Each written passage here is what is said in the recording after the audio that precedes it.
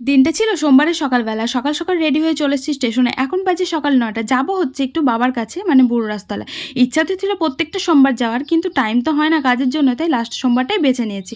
দ্বিতীয় সোমবারটা অবশ্যই গেছিলাম ফ্যামিলির সাথে। আর বলতে বলতে দেখো চলে এসেছি পাটুলি স্টেশনে। আর পাটুলি স্টেশনে এসে একটা অটো ধরে নিলাম, আর অটো করে চলে আসলাম একবারে বাবার দরবারে। এসে পুজোটা কিনে নিলাম।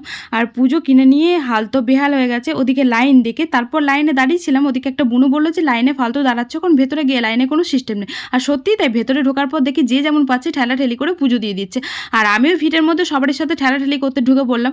আর ঠেলাঠেলি করে কোনো রকমে তো বাবার কাছে পৌঁছিয়ে বাবার মাথায় জলটা ঢেলে বেরোতে পেরেছি, এটাই অনেক।